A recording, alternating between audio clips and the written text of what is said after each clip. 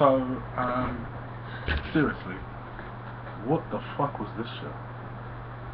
Like, what was it?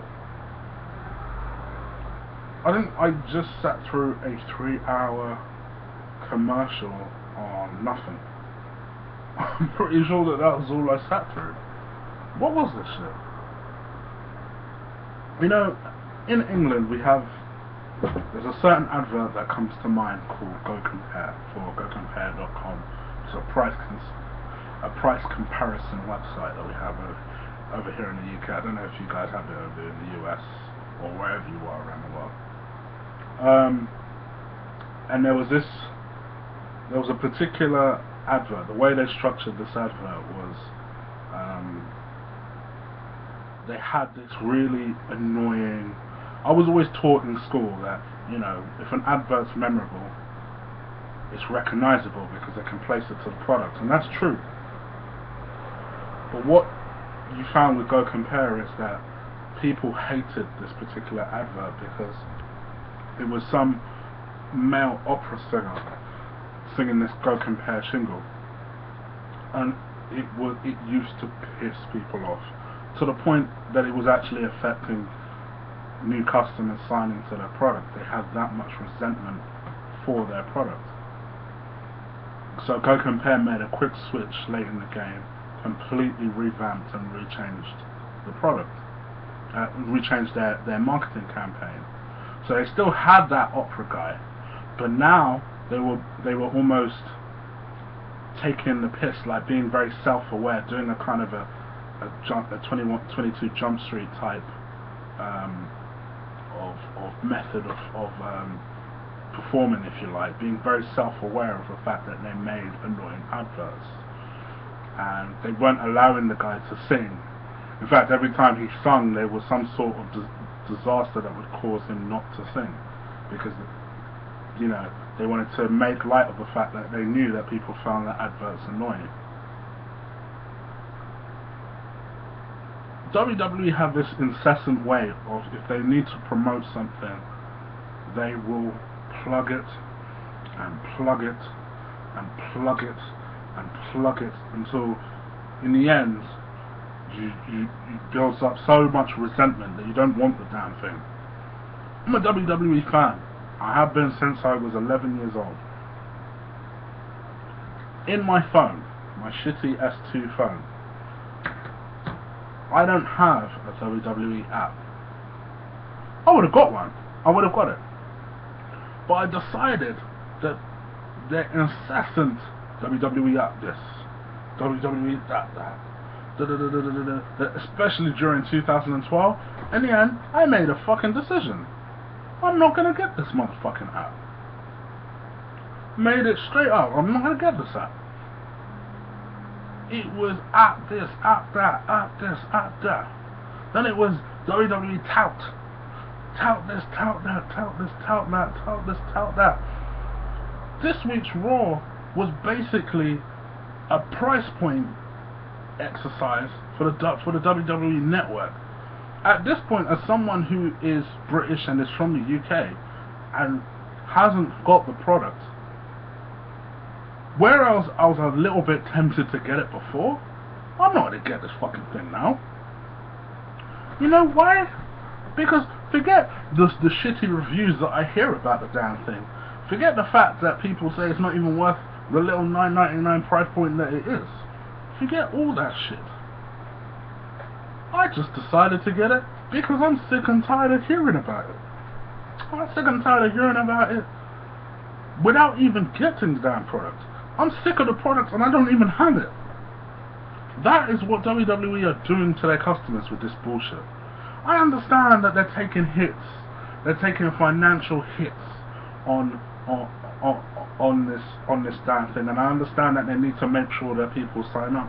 But to tell you the truth, if you keep banging the drum, people are only going to get put off your product. If you want more people to sign up, how about you improve the product that you have? Because people are not happy with it. I know this has been a 5-minute rant, so let me go into it. I'll put in the description box if you want to skip my rant. Just skip to this point of the review. So now for the Raw review. So Raw kicked off with the Authority coming out, and essentially it was Seth Rollins, Randy Orton, Kane, Triple H, and Stephanie McMahon all coming out. Seth Rollins and Randy Orton were doing their best Steven Seagal impression in their black suits. I don't know what the fuck that was about. So then they came rolling out, and all Triple H was basically, you know, Triple H these days, whenever he gets on the mic, it's like he has some personal vendetta with the internet. So he comes out and he just starts saying, oh, that, you know, he just continues over and over saying $9.99, $9.99, $9.99. Oh, for fuck's sake! I don't wait for him to stop talking. So then Orton came out and was saying that he was boasting about what the ass whipping that he gave to Roman Reigns the week before. Obviously, this brought down Roman Reigns.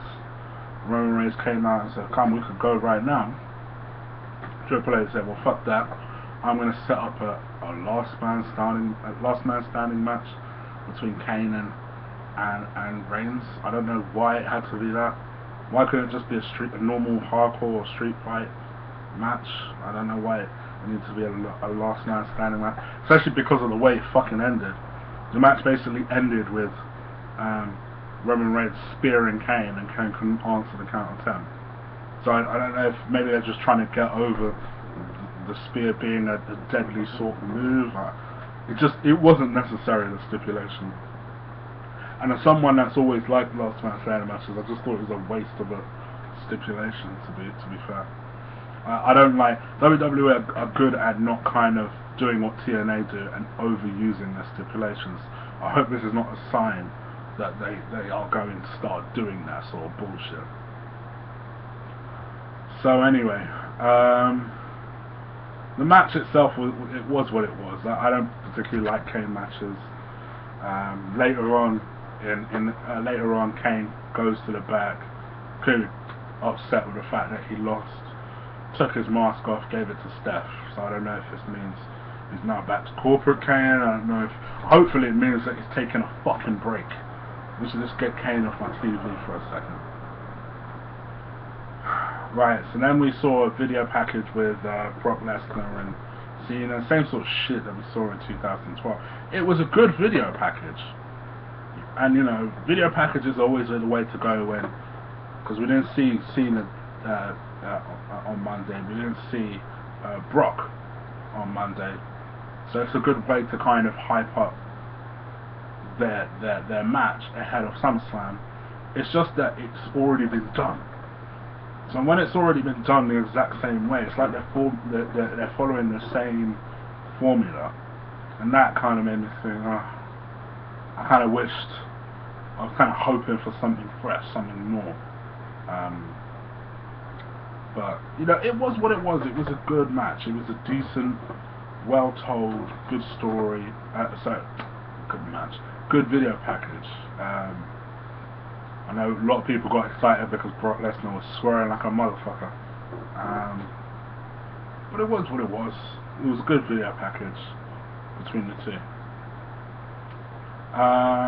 Then my only mark-out moment of the night was Mark Henry coming back. Basically came back, beat Sandow in quick fashion. It was what it was, really. My only kind of thing about this was that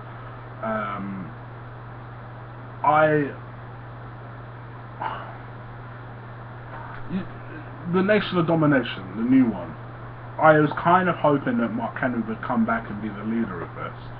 Now, I'm hoping they're still going that direction.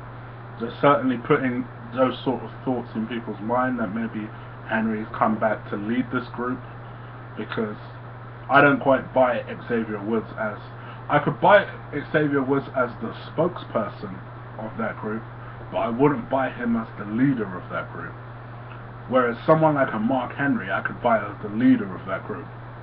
So, I'm hoping they go down that direction, because Lord knows they need to. We've not seen this new Nation of Domination group. I'm hoping still that they will go down that direction. We do need to see them on TV at some point, I'm still not completely writing the storyline off, because if they can get it right, and if they're brave enough to go all the way with it, I'm hoping they will continue. But so far I'm not particularly happy with the fact that I've not seen them on TV.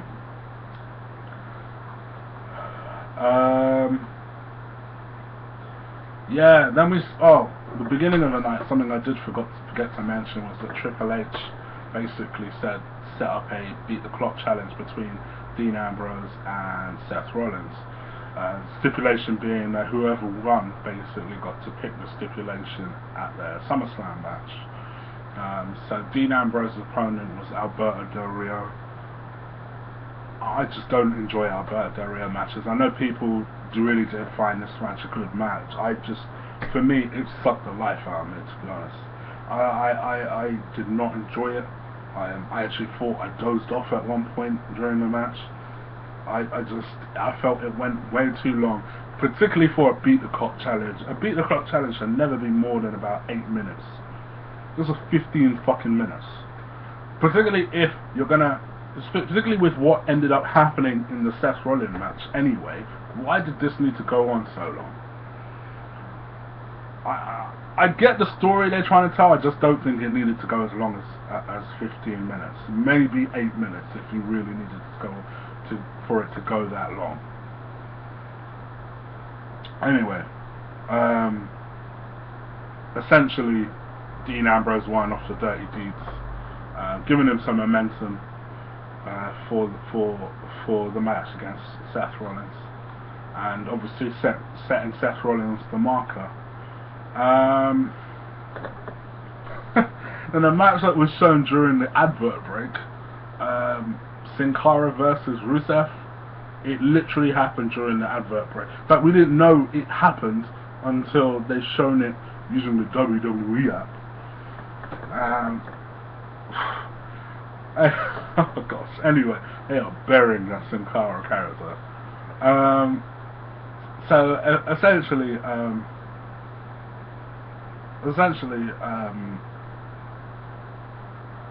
it was just the same segment we've seen with Jack Swagger and Rusev, really. Lana talking shit in the middle of the ring about America, Rusev and Coulter coming out with Swagger, defending America. They had a little kind of stare down, a scuffle. It was what it was. It was what it was. Same old shit, really. Then in the thing that at this point, when I saw this next match, I decided to tune out for a bit, and that was Cesaro losing clean to Ziggler. And don't get me wrong, I have no problem with Ziggler. I'm not like internet in love with Ziggler the way most motherfuckers are. I think he's he's a very good performer, a decent wrestler.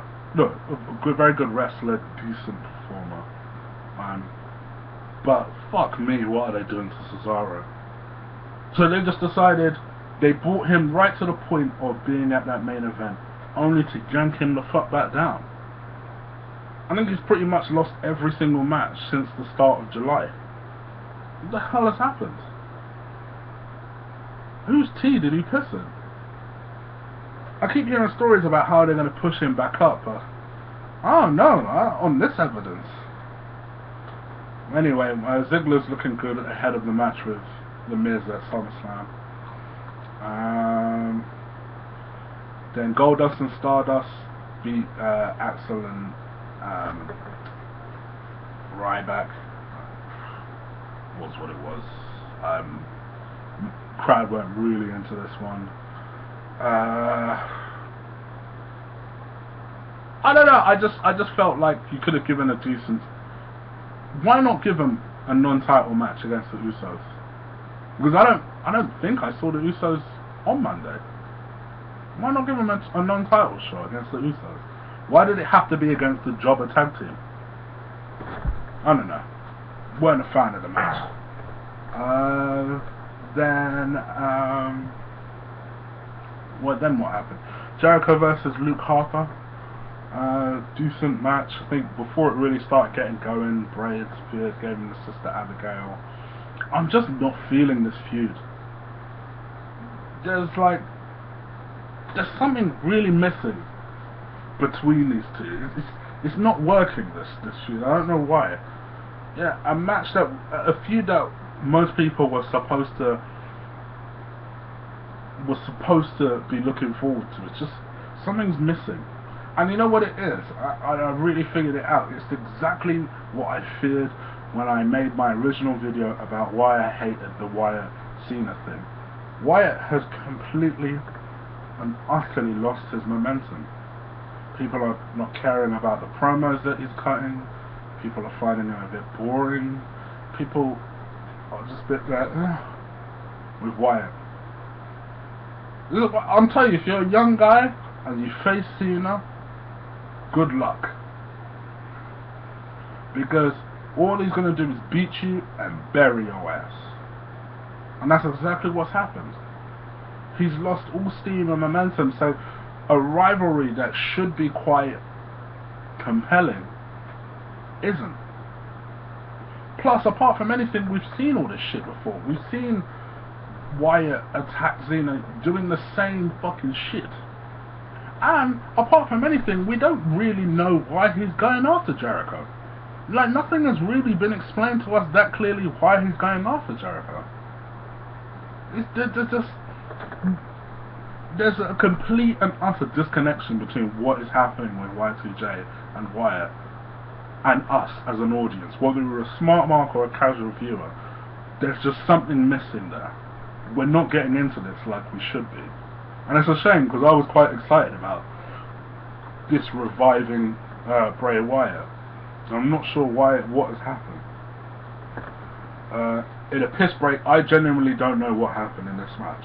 I'm not even going to try and hazard a guess. But I know that Fandango was in it.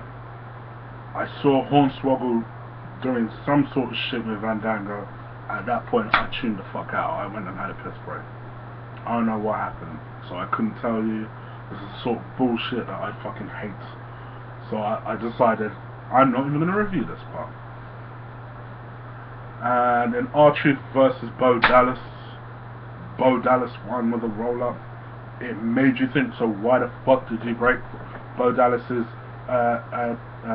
undefeated streak in the first place? If it would have made a little bit more sense if you were going to put this match on the SummerSlam card. But you didn't. You just threw his undefeated streak under the bus only for Bo Dallas to win the week after anyway. It doesn't make any sense. I don't get it. I don't get it. I honestly don't get it. And then in the Beat the Cot challenge, essentially what happened was, I kind of predicted what happened. Triple H changed Seth Rollins' original opponent from being RVD to being Heath Slater. Obviously, Seth was like, yeah, I'll take that. Then during wrestling's Heath Slater, Dean Ambrose came out with fucking with the crowd, grabbing somebody's drink from the crowd, grabbing Seth's Money in the Bank briefcase, pouring a drink in there, some candy, a bit of popcorn, JBL's hat, which weren't the smartest move because they were in Texas, and everyone knows that JBL's from fucking Texas. And what is more symbolic than the cowboy hat? So people were starting booing, like, hold up, what the fuck are you doing to the cowboy hat? I think if he had a chance to redo that again, he probably wouldn't have done that bit again. Anyway, Heath Slater won. I'm gonna lie, I kind of marked out a little bit of that one. I was like, yes, go on, Heath. So he's skedaddled out there. But yeah, it was alright. It was good stuff. Still excited for their match at SummerSlam. And then the main event, which I know a lot of people are pissed at for being the main event twice in the space of 2 weeks. But I thought this was a very good segment. What happened to these girls? I know people are pissed, but what are you gonna do? Cena ain't there, Brock ain't there, they need a fucking main event. And let's be honest, after the Cena Brock title story at the moment, what is the second biggest story that's happening at the moment? let's be honest, it's not Reigns and Randy Orton. Let's be honest, it's not Bray and Chris Jericho. This is the second biggest story that's happening in the company right now, and that is Steph versus Brie. And hand it to these girls, they're doing well. You know, I still don't particularly think Brie is the best on the mic, but I think she did a lot better than I expected her to do. I think she had a bit of a hit and miss with one of the jokes that she tried to lay on Steph. But it was a good segment. It was a good segment. It ended with essentially Triple H trapping Brie in the corner using the desk. Stephanie pedigreeing Nikki Bella, which I kind of marked out at, which was good stuff. So then eventually Brie escaped, tried to attend to her sister, and then Stephanie pedigreed Brie. You gotta make Stephanie look tough and mean ahead of SummerSlam. Good stuff. Am I looking forward to the match? About as much as a car crash. But I am still curious. I'm curious enough to watch it. You know, this is good stuff. I'm still gonna make this video just because I don't understand the hate that this segments are getting. But because they're good segments apart from anything. But you know, I thought it ended at least well, but I thought the show as a whole fucking sucked. It sucked balls. I watched a 3-hour commercial, and I swear to God, I'm not getting this bloody WWE Network. I said a couple of weeks ago I was considering it, and I was probably going to get it for this channel, but fuck that. I'll just stick with YouTube. Ain't a problem. Anyway, please do let me know what you thought about this week's Raw. Sorry about my 5-minute epic rant. I will put something in the description box basically telling you when the actual review starts. Other than that, please do comment, subscribe. Do need you guys to subscribe if you do watch it and you like it. Share it with people that you know. Hopefully you do like what I'm doing here. And I'll catch you guys soon. Take care.